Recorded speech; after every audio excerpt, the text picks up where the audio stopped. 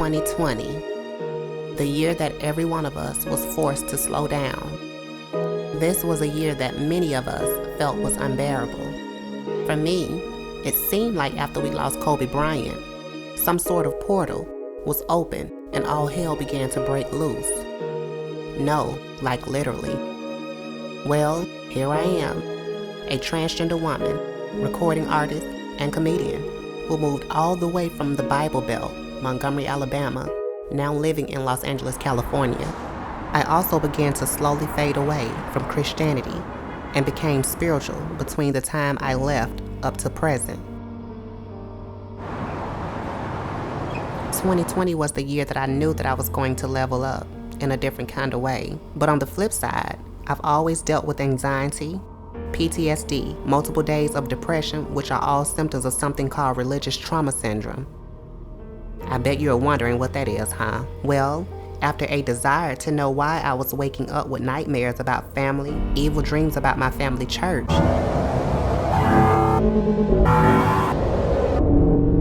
and having so much fear and anxiety engraved into my nervous system, this led me down a path to research my experiences.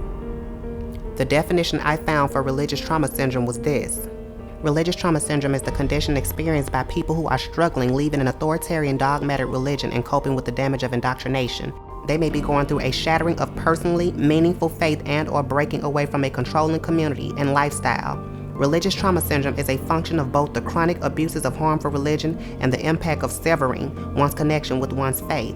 It can be compared to a combination of PTSD and complex PTSD. Symptoms of religious trauma syndrome: confusion, poor critical thinking ability, negative beliefs about self-ability and self-worth, black and white thinking, perfectionism, difficulty with decision-making, depression, anxiety, anger, grief, loneliness, difficulty with pleasure, loss of meaning, loss of social network, family rupture, social awkwardness, sexual difficulty, behind schedule on developmental tasks, unfamiliarity with the secular world, fish out of water feelings, difficulty belonging and information gaps. Causes of religious trauma syndrome: authoritarianism coupled with toxic theology, which is received and reinforced at church, school, and home, resulting in suppression of normal child development. Cognitive, social, emotional, and moral stages are arrested. Damage to normal thinking and feeling abilities. Information is limited and controlled. Dysfunctional beliefs taught. Independent thinking condemned, feelings condemned, external locus of control, knowledge is revealed, not discovered, hierarchy of authority enforced, self not a reliable or good source, physical and sexual abuse, patriarchal power, unhealthy sexual views, punishment used for discipline. And well, after discovering this being in Los Angeles, my trauma began to make sense.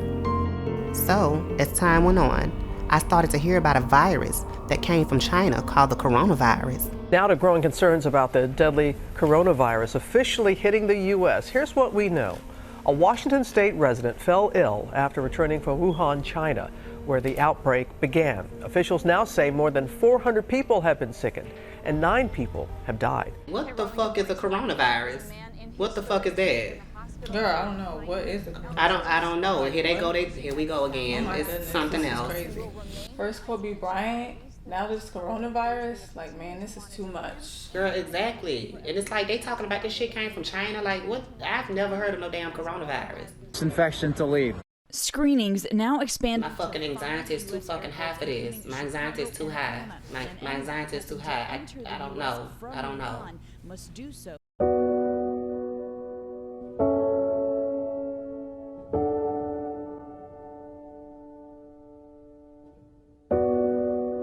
I then lost my aunt, who was like a mother to me. I got a phone call from my niece telling me that my aunt had died.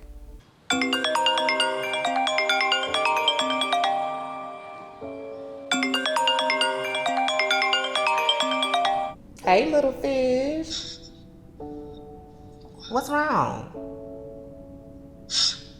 Prisha, what's wrong? A lady just died. What? What you mean she just died? They tried to save me. What? Wait a minute, Prisha. But see, for me, it was complicated because even though I felt at times my aunt loved me, I knew that she also stood on the word of God. My aunt raised me like her own child, but as I began to come into myself as a woman, There were times that she would say things to me that didn't feel so affirming as to who I was becoming. My mother wasn't talking to me. I wasn't talking to her.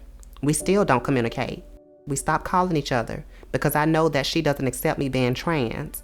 Before my aunt passed, I pushed away from her because I felt by her being my mother's sister, she shouldn't just sit back allowing my mother to disown me or emotionally abandon me.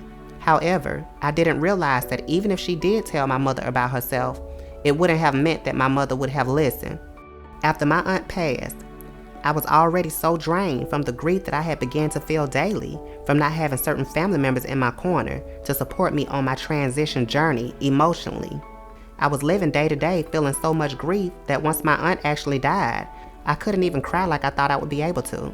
I was more so sad because I was emotionally numb to her death. We did have one last conversation before she passed away, and she pretty much told me that all of my hard work was about to pay off for me. Although I do miss her and will always cherish our deep conversations, I now feel that I can move forward because I always hear her voice within my consciousness talking to me. What happens when you go out in the public? Is it dangerous? How do you sleep at night? How do you get it out of your head? Talk about your struggles and what you want to do to put your life on track.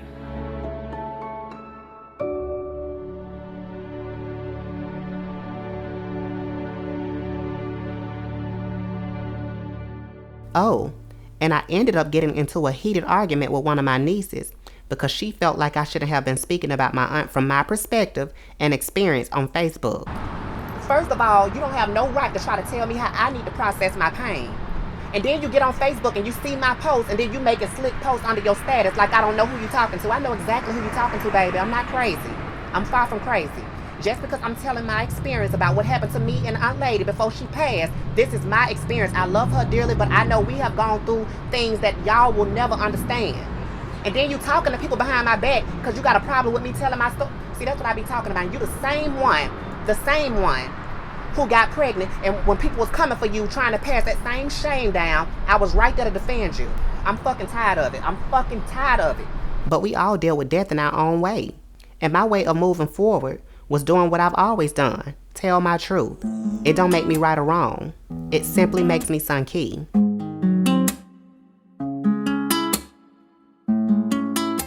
And let's not forget about how us transgender women meet men who we might like, or they may like us, but they're not open about who they are. And yes, I met someone who is also in the entertainment industry. And I kind of fell for him a little bit. I don't know, it was something about him. But there were moments where I felt like I couldn't express myself because I was transgender. So I had to call one of my friends to come to my house to talk to me because I really needed to let this out. I really need to talk to you. So what's going on? Well, you remember I told you about this guy that I met who's also in the industry, right? Uh-huh. Mm-hmm. I don't know what it is, but I cannot get him off of my mind. It's so difficult for me because I'm transgender and I don't know if he really likes me like I like him. Have you even tried to reach out? The thing is, when I met him, I felt the connection. I don't know if it was just in my head. I don't know. Or missed signals or something. I don't know. But I'm really trying my best to. I don't want to do too much, you know. Right, but you know, right. When you're transgender, you don't really know. You don't really know where guys are coming from because a lot of men are on the down low, and you don't really know how they're going to take. But they just want to try you out, test you out like some toy. So it makes it very, very difficult for me to really express myself, but I'm really at a place in my life where I'm ready to be more open about my emotions. But sometimes I hold myself back because I'm transgender. You know, in this climate, when it comes to black men, you know how black men are when it comes to trans women, and trans women are being killed just for being who we are. The biases, the stigmas that are attached to it. It's just so much fucking anxiety, and I don't really know. I don't know. All I know is that this man did something to me. And it's so fucking hard to try to express myself because I'm trans. And I don't want to keep letting trans stop me from something that could possibly be. You know what I'm saying? Right. And you deserve love. I deserve happiness love just like everybody else. Right. You know what I'm saying? So it makes it difficult. This guy's in the industry just like me. I don't know if he's down low. I don't know if he likes me. I don't know. A lot of them are in the closet. Need to come out the closet. What am I going to do? Yeah, because you know how it goes when it comes down to transgender women.